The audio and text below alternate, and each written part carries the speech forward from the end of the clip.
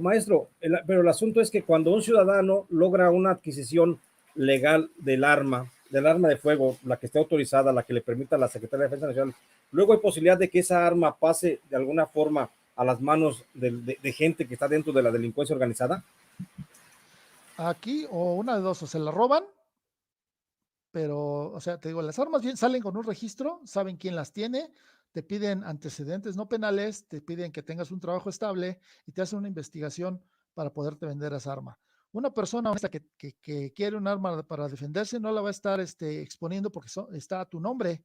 Es como si alguien cometiera un delito con un vehículo tuyo, pues saben que tú eres el culpable. Entonces es muy difícil que un ciudadano honesto esté haciendo ese tipo de delito. A los criminales sí les vale, pues les vale todo y hacen, te roban la identidad, te roban las armas, te roban todo para que ellos no, ellos viven en el anonimato y un ciudadano honesto tiene su arma registrada legalmente. Volviendo al tema de la demanda que presenta el presidente al gobierno mexicano a las armeras en Estados Unidos, ¿crees tú que sea viable? El gobierno mexicano nada más está presentando en esta demanda que se le otorgue un beneficio económico, una reparación del daño al Estado mexicano.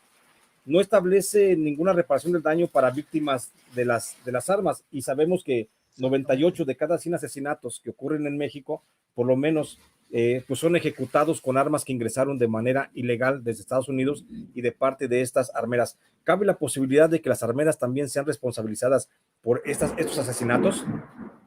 No, no creo, volvemos al tema, las armas no matan, las matas no son culpables de la violencia, son las personas. Entonces, sería interesante saber bajo qué términos están pidiendo la compensación y que si esa misma compensación que está pidiendo el Estado mexicano se le va a retribuir a las víctimas de los homicidios, de la violencia, o para qué quieren esa compensación, porque es muy bonito pedir, pero a quién le van a restituir ese daño a la sociedad que vive bajo la violencia, o va a ser para el mismo gobierno para que los usen en otros programas sociales que no tienen nada que ver con la violencia. Entonces sería interesante saber en qué términos se va a usar esa compensación, si es que pueden llegárselas a dar, que lo dudo mucho. Y con relación al reclamo que se está haciendo a las empresas armeras norteamericanas, ¿por qué se está dejando de fuera entonces o de lado a las empresas armeras europeas? Aquí hay como una selección, hay como una preferencia. Si bien es cierto que la mayor cantidad de homicidios en México se cometen por parte o con armas fabricadas en Estados Unidos, también hay que reconocer que muchos asesinatos pues se cometen con armas que fueron fabricadas en Europa, principalmente España, Francia, Bélgica o Italia. Pero ¿por qué en este caso consideras tú, mi querido Luis Antonio, que el gobierno mexicano no está yendo en una demanda igual contra las armeras europeas? Híjole, es algo muy complicado de dar una opinión al respecto, porque te digo, la mayoría de carteles usan armas, por ejemplo, como el AK-47, que son rusas, soviéticos, son chinos, algunos, otros son soviéticos, entonces yo creo que sí le está, más bien yo creo que es más un show o una cuestión distractora, porque yo no le veo, pues no le veo progreso ni le veo una posible, pues que le vayan a contestar algo o que vayan a ganar. Ese es un tema más polémico, un tema distractor o hacer un circo realmente, porque no va a progresar, si no tendría que demandar a todas las armeras a nivel mundial y eso sí va a estar bien complicado. Luis Antonio, en el caso de que haya una represalia por parte de las armeras norteamericanas y que digan no le vendemos una sola arma más de manera legal al gobierno mexicano, ¿qué va a pasar en México? ¿Existe la posibilidad de que se pueda suministrar con la propia fabricación de armas que hace la Sedena, que sabemos que es muy mínima? ¿O existe la posibilidad de que otras empresas transnacionales de Europa, de Asia, puedan suministrar el mercado? Y sobre todo, ¿qué va a pasar con los mexicanos que tienen el derecho establecido en la Constitución para la aportación de arma y que ahora no van a poder adquirir un arma de manera legal? ¿Qué va a pasar aquí? ¿Va a incrementar el mercado negro o qué va a pasar? Explícame cómo lo ves tú. Ya, yo lo veo bastante grave porque una situación muy cierta es que en México no hay más que dos empresas que producen armas, que son Trejo y Mendoza.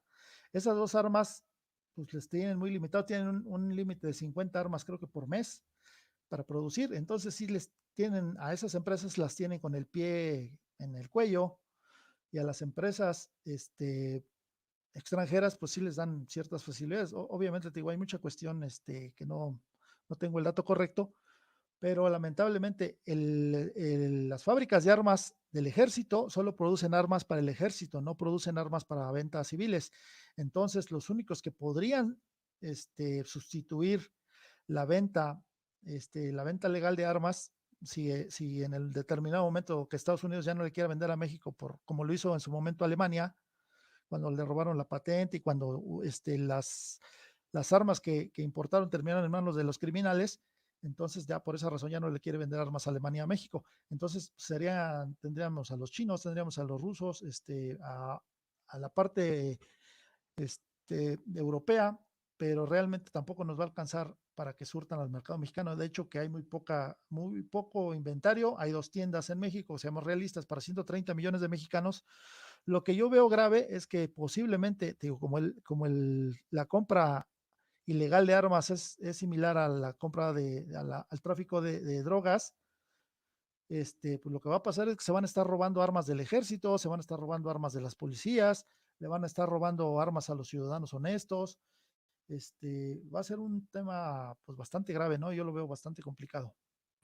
O sea que tú consideras que podría incluso incrementar la ola de violencia, esta demanda, con el consecuente corte de suministro de armas desde Estados Unidos a México de manera legal, podría incrementar la violencia.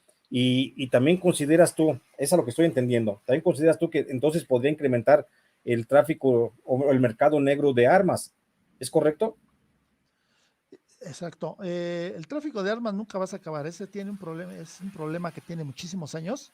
Desde que hay restricción en cuanto a la venta legal, hay mayor tráfico de armas y corrupción. Una persona compra un arma porque se siente insegura y va a buscar la manera legal o ilegal de tenerla, puesto que el Estado mexicano no le está garantizando la seguridad a esos ciudadanos. Entonces, si una persona al sentirse insegura, al tener la necesidad de protegerse, proteger a su familia, evitar que lo secuestren, que lo asesinen, entonces la única manera que te queda, si no hay una venta, si no hay una manera legal, pues vas a tener que recurrir al mercado negro. Entonces tú como Estado estás promoviendo que el mercado negro se fortalezca, que haya más corrupción, que haya un sinfín de cuestiones que te digo, es bastante grave esa situación en conforme yo lo veo. Al no haber una venta legal, pues va a haber más corrupción y mercado negro. Entonces aquí lo que debemos hacer es que el Estado le garantice a esos ciudadanos la posesión y portación de armas. Al haber la posesión registrada, la venta legal, sabes quién tiene esas armas, sabes en dónde están, sabes qué uso les están dando. Y con la venta ilegal, pues no sabes quién las tiene, no sabes para qué las van a usar y no sabes ni qué tipo de armas están comprando. O sea, es Claro. bastante grave esa situación. ¿Por qué razón, Luis Antonio, por qué razón el ejército mexicano no produce armas para la venta al público, pero sí se permite la venta de armas al público que llegan, por ejemplo, del exterior? ¿Hay una razón jurídica o qué es lo que está pasando Sí, ahí? la Constitución, bueno, lo que pasa es que la posesión y la aportación de armas es un derecho constitucional, que la posesión, te digo, viene consagrado en el artículo 10 constitucional, que dice que todo mexicano tiene derecho a poseer armas para su seguridad y legítima defensa. Y la aportación de armas se da bajo ciertos requisitos y la ley determina los casos y condiciones en los cuales se les autorizará a esos ciudadanos portar las armas, que sabemos que en México hay menos de 3,000 licencias de portación autorizadas, porque también se ha hecho un privilegio de las portaciones de armas, tanto la posesión como la portación, ya no es un derecho en México, ya es un privilegio de unos cuantos. Digo, hay 4 millones de armas registradas y menos de 3,000 licencias de portación autorizadas.